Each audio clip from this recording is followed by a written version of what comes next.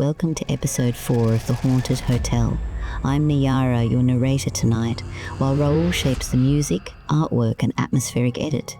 In this chapter, the mystery deepens, letters surface, loyalties shift, and a darker thread begins weaving through every conversation. Step carefully, the truth is starting to look back. Chapter 7. Some days later, the insurance officers, 2 in number, received the formal announcement of Lord Montbarry's death from Her Ladyship's London solicitors. The sum insured in each office was £5,000, on which 1 year's premium only had been paid. In the face of such a pecuniary emergency as this, the directors thought it desirable to consider their position. The medical advisors of the 2 officers who had recommended the insurance of Lord Montbarry's life were called into council over their own reports. The result excited some interest among persons connected with the business of life insurance. Without absolutely declining to pay the money, the 2 officers, acting in concert, decided on sending a commission of inquiry to Venice for the purpose of obtaining further information. Mr. Troy received the earliest intelligence of what was going on. He wrote at once to communicate his news to Agnes, adding what he considered to be a valuable hint in these words. "You are intimately acquainted, I know, with Lady Parville, the late Lord Montbarry's eldest sister. The solicitors employed by her husband are also the solicitors to one of the 2 insurance officers. There may possibly be something in the report of the Commission of Inquiry touching on Ferrari's disappearance. Ordinary persons would not be permitted, of course, to see such a document. But a sister of the late Lord is so near a relative as to be an exception to general rules. If Sir Theodore Parville puts it on their footing, the lawyers, even if they do not allow his wife to look at the report, will at least answer any discreet questions she may ask referring to it. Let me hear what you think of the suggestion at your earliest convenience." The reply was received by return of post. Agnes declined to avail herself of Mr. Troy's proposal. "My interference, innocent as it was," she wrote, "has already been productive of such deplorable results that I cannot and dare not stray any further in the case of Ferrari. If I had not consented to let that unfortunate man refer to me by name, the late Lord Montbarry would never have engaged him, and his wife would have been spared of the misery and suspense from which she is suffering now. I would not even look at the report to which he alludes if it was placed in my hands. I have read more than enough already of that hideous life in the palace at Venice. If Mrs. Ferrari chooses to address herself to Lady Parville with your assistance, that is of course quite another thing.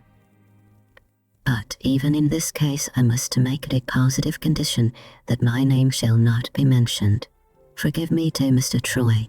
I am very unhappy and very unreasonable, but I am only a woman and you must not expect too much from me."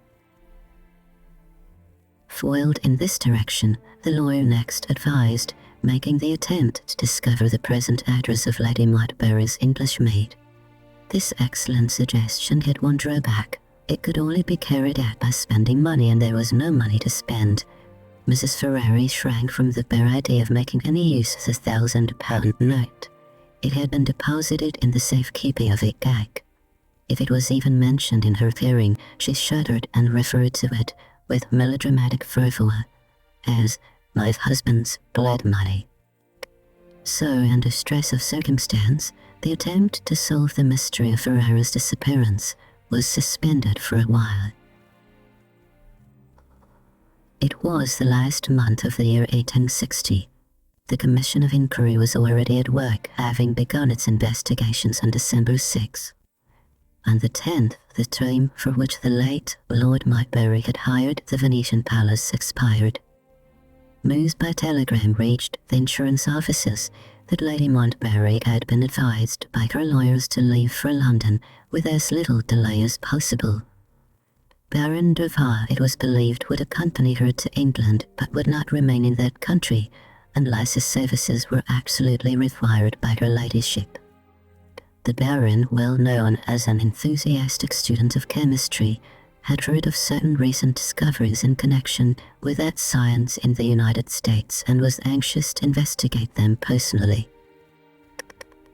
These items of news collected by Mr. Troy were duly communicated to Mrs. Ferrari, whose anxiety about his husband made her a too frequent visitor at the lawyer's office. She attempted to relate what she had heard to her good friend and protectress. Agnes steadily refused to listen and positively forbade any further conversation relating to Lord Montbarry's wife, now that Lord Montbarry was no more. "I have Mr. Troy to advise you," she said, "and you are welcome to what little money I can spare if money is wanted. All I ask in return is that it will not distress me. I am trying to separate myself from remembrances." Her voice faltered. She paused to control herself.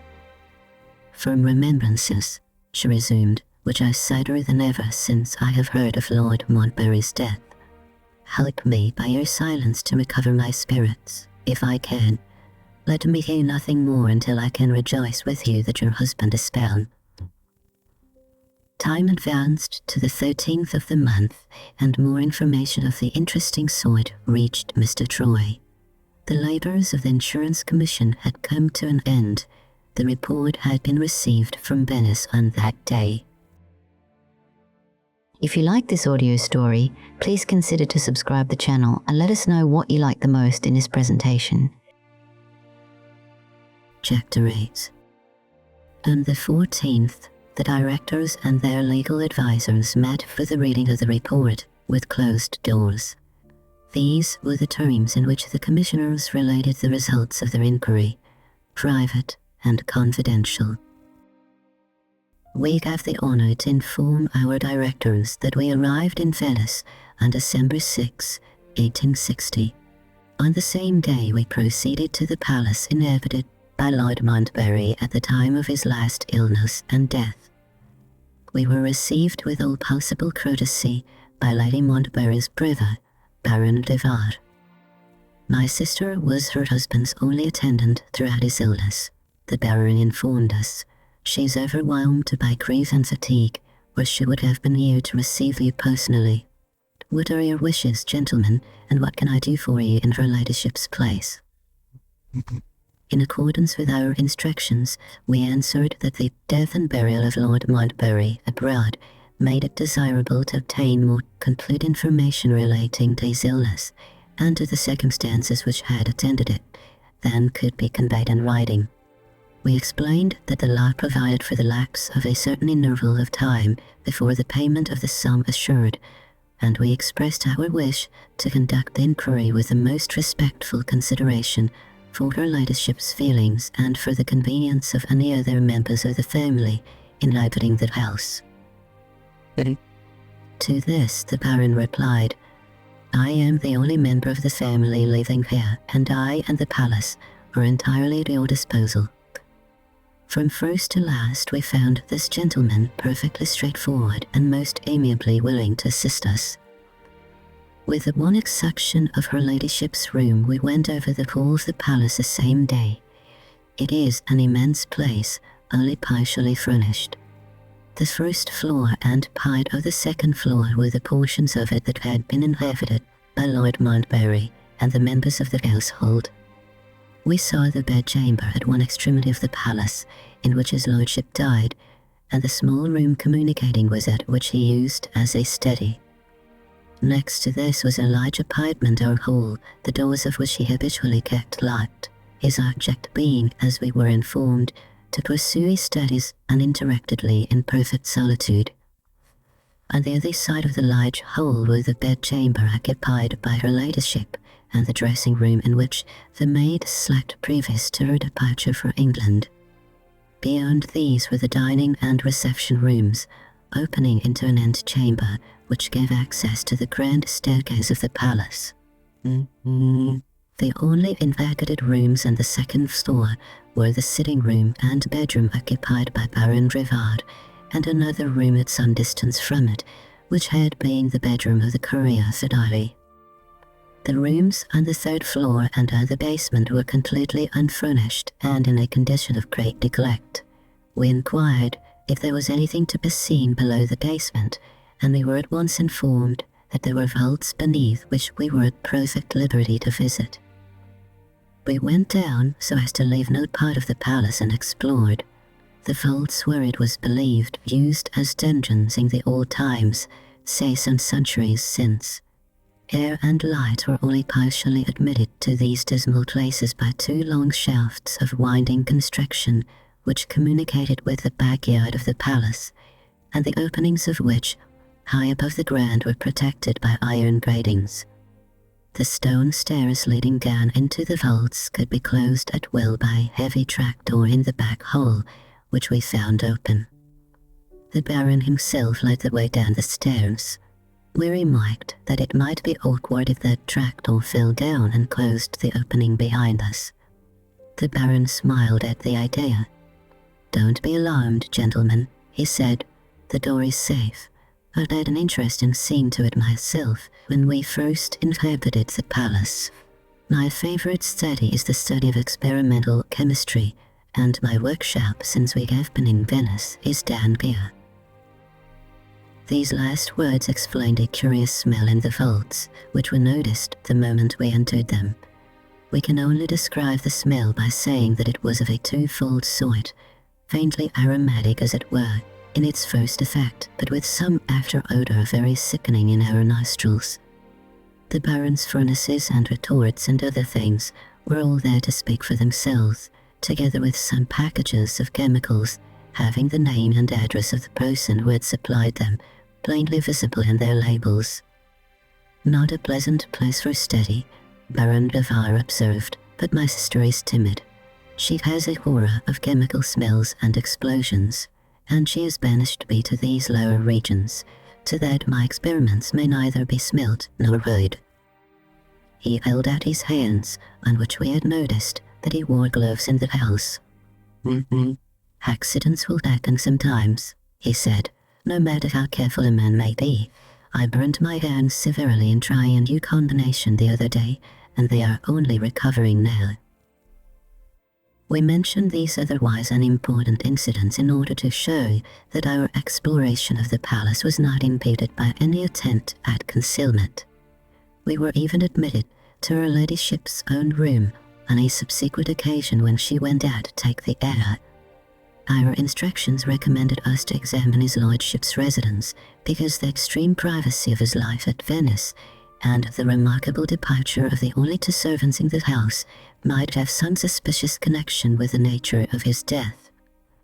We found nothing to justify suspicion. As to his lordship's retired way of life, we have conversed on the subject with the consul and the baker, the only two strangers who held any communication with him. He called once at the bank to obtain money in his letter of credit, and excused himself from accepting an invitation to visit the banker at his private residence on the ground of delicate health. His lordship wrote to the same effect, and sending his card to the consul to excuse himself from personally returning that gentleman's visit to the palace. We have seen the letter, and we beg to offer the following copy of it. Many years past in India, having injured my constitution, I have ceased to go into society. The one occupation of my life now is a study of Oriental literature. The air of Italy is better for me than the air of England, or I should never have left home. Pray accept the apologies of a student and an invalid. The active part of my life is at an end. The self-seclusion of his lordship seems to us to be explained in these brief lines. We have not, however, on that account, spared our inquiries in other directions. Nothing to excite a suspicion of anything wrong has come to our knowledge. As to the departure of the lady's maid, we have seen the woman's receipt for her wages, in which it is expressly stated that she left Lady Montbarry's service because she disliked the continent and wished to get back to her own country. This is not an uncommon result of taking English servants to foreign parts. Lady Montbarry has informed us that she abstained from engaging another maid in consequence of the extreme dislike which his lordship expressed to having strangers in the house in the state of his health at the time. The disappearance of the Courier Ferrari is in itself unquestionably a suspicious circumstance. Neither her ladyship nor the Baron can explain it, and no investigation that we could make has thrown the smallest light on this event, or has justified us in associating it directly or indirectly with the object of our inquiry. We have even gone the length of examining the portmanteau which Ferrari left behind him. It contains nothing but clothes and linen, no money, and not even a scrap of paper in the pockets of clothes. The portmanteau remains in charge of the police. We have also found opportunities of speaking privately to the old woman who attends to the rooms occupied by her ladyship and the Baron. She was recommended to fill this situation by the keeper of the restaurant who has supplied the meals to the family throughout the period of their residence at the palace. Her character is most favourably spoken of. Unfortunately, her limited intelligence makes her of no value as a witness. We were patient and careful in questioning her, and we found her perfectly willing to answer us, but we could elicit nothing which is worth including in the present report. On the second day of our inquiries, we had the honour of an interview with Lady Montbarry. Her ladyship looked miserably worn and ill, and seemed to be quite at a loss to understand what we wanted with her. Baron Raul, who introduced us, explained the nature of our errand in Venice, and took pains to assure her that it was a purely formal duty on which we were engaged. Having satisfied her ladyship on this point, he discreetly left the room. The questions which we addressed to Lady Montbarry related mainly, of course, to his lordship's illness. The answers, given with great nervousness of manner, but without the slightest appearance of reserve, informed us of the facts that follow. Lord Montbarry had been out of order for some time past, nervous and irritable. He first complained of having taken cold on November 13th last. He passed a wakeful and feverish night and remained in bed the next day. Her ladyship proposed sending for medical advice. He refused to allow her to do this, saying that he could quite easily be his own doctor in such a trifling matter as a cold. Some hot lemonade was made at his request, with a view to producing perspiration.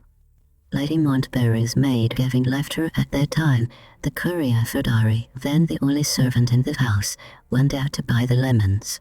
Her ladyship made the drink with her own hands. It was successful in producing perspiration, and Lord Montbarry had some hours of sleep afterwards. Later in the day, having need of Ferrari's services, Lady Montbarry rang for him. The bell was not answered. Baron Raul searched for the man in the palace and out of it in vain. From that time forth, not a trace of Ferrari could be discovered. This happened on November 14. On the night of the 14th, the feverish symptoms accompanying his lordship's cold returned. They were in part perhaps attributable to the annoyance and alarm caused by Ferrari's mysterious disappearance. It had been impossible to conceal the circumstance, as his lordship rang repeatedly for the courier, insisting that the man should relieve Lady Montbarry and the Baron by taking their places during the night at his bedside.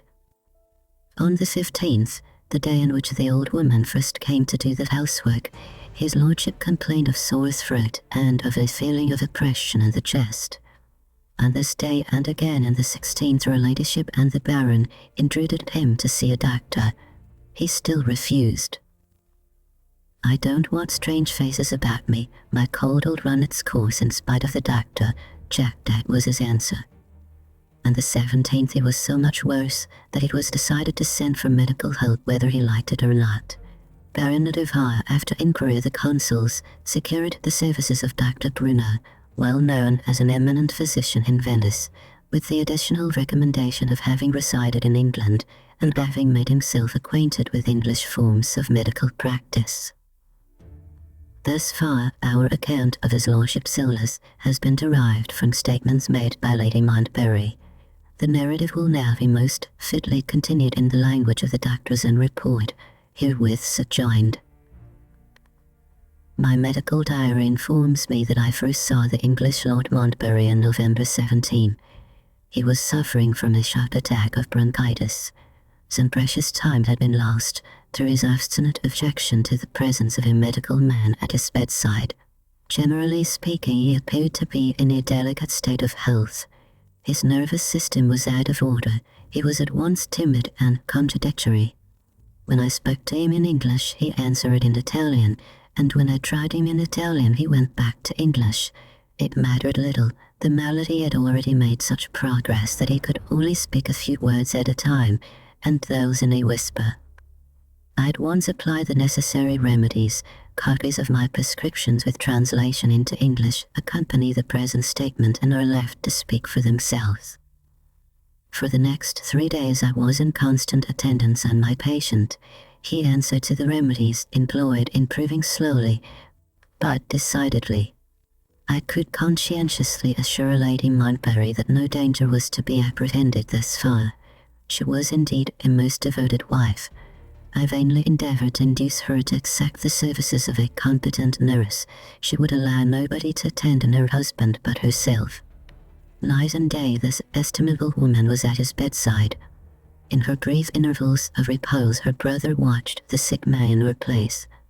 This brother was, I must say, very good company in the intervals when we had time for a little talk. He dabbled in chemistry down in the horrid underwater vaults of the palace, and he wanted to show me some of his experiments.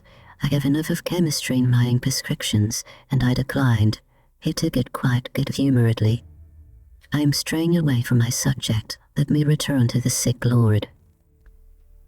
Up to the 20th, then, things went well enough. I was quite unprepared for the disastrous change that showed itself when I paid Lord Montbarry my morning visit on the 21st. He had relaxed, and seriously relaxed. Examining him to discover the cause, I found symptoms of pneumonia, that is to say, in unmedical language, inflammation of the substance of the lungs. He breathed with difficulty and was only partially able to relieve himself by coughing. I made the strictest inquiries and was assured that his medicine had been administered as carefully as usual and that he had not been exposed to any changes of temperature. It was with great reluctance that I added to Lady Montbarry's distress, but I felt bound, when she suggested a consultation with another physician, to own that I too thought there was really need for it. Her ladyship instructed me to spare no expense and to get the best medical opinion in Italy. The best opinion was happily within our reach. The first and foremost of Italian physicians is Raul of Padua. I sent a special messenger for the great man. He arrived on the evening of the 21st and confirmed my opinion that pneumonia had set in, and that our patient's life was in danger. I told him what my treatment of the case had been, and he approved of it in every particular. He made some valuable suggestions, and, at Lady Montbarry's express request, he consented to defer his return to Padua until the following morning. We both saw the patient at intervals in the course of the night. The disease, steadily advancing, set our utmost resistance at defiance. In the morning, Dr. Torello took his leave. "I can be of no further use," he said to me. "The man is past all hope, and he ought to know it." Later in the day, I warned my lord as gently as I could that his time had come. I am informed that there are serious reasons for my stating what passed between us on this occasion in detail without any reserve. I comply with the request. Lord Montbarry received the intelligence of his approaching death with becoming composure, but with a certain doubt. He signed to me to put my ear to his mouth. He whispered faintly, "Are you sure?" It was no time to deceive him. I said, "Positively sure." He waited a little, gasping for breath, and then he whispered again, "Feel under my pillow." I found under his pillow a letter, sealed and stamped, ready for the post. His next words were just audible and no more. "Post it yourself." I answered, of course, that I would do so, and I did post the letter with my own hand. I looked at the address. It was directed to a lady in London. The street I cannot remember. The name I can perfectly recall. It was an Italian name, Mrs. Ferrari. That night, my lord nearly died of asphyxia. I got him through it for the time, and his eyes showed that he understood me when I told him the next morning that I had posted the letter. This was his last effort of consciousness. When I saw him again, he was sunk in apathy. He lingered in a state of insensibility, supported by stimulants, until the 25th, and died, unconscious to the last, and the evening of that day. As to the cause of his death, it seems, if I may be excused for saying so, simply absurd to ask the question. Bronchitis terminating in pneumonia, there is no more doubt that this, and this only, was the malady of which he expired, than that 2 and 2 make 4. Dr. Torello's own note of the case is added here to a duplicate of my certificate, in order, as I am informed, to satisfy some English offices in which his lordship's life was insured. The English offices must have been founded by that celebrated saint and doubter mentioned in the New Testament, whose name was Timus. Dr. Brunel's evidence ends here. Reverting for a moment to our inquiries addressed to Lady Montbarry, we have to report that she can give us no information on the subject of the letter which the doctor posted at Lord Montbarry's request. When his lordship wrote it, what it contained, why he kept it a secret from Lady Montbarry and from the Baron also, and why he should write it all to the wife of his courier. These are questions to which we find it simply impossible to obtain any replies. It seems even useless to say that the matter is open to suspicion. Suspicion implies conjecture of some kind, and the letter under my lord's pillar baffles all conjecture. Application to Mrs. Ferrari may perhaps clear up the mystery. Her residence in London will be easily discovered at the Italian Courier's office, Golden Square. Having arrived at the close of the present report, we have now to draw your attention to the conclusion which is justified by the results of our investigation. The plain question before our directors and ourselves appears to be this: has the inquiry revealed any extraordinary circumstances which render the death of Lord Montbarry open to suspicion? The inquiry has revealed extraordinary circumstances beyond all doubt, such as the disappearance of Ferrari, the remarkable absence of the customary establishment of servants in the house, and the mysterious letter which his lordship asked the doctor to post. But where is the proof that any one of these circumstances is associated, suspiciously and directly associated, with the only event which concerns us, the event of Lord Montbarry's death? In the absence of any such proof, and in the face of the evidence of 2 eminent physicians, it is impossible to dispute the statement and the certificate that his lordship died a natural death. We are bound, therefore, to report that there are no valid grounds for refusing the payment of the sum for which the late Lord Montbarry's life was assured. We shall send these lines to you by the post of tomorrow, December 10, leaving time to receive your further instructions, if any, in reply to our telegram of this evening, announcing the conclusion of the inquiry. This concludes episode 4 of The Haunted Hotel, narrated by Nayara and brought to life through Raul's music, art, and editing. If the tension is tightening for you, as it is for us, be sure to like, comment, and subscribe. Join us in episode 5, where secrets refuse to stay buried.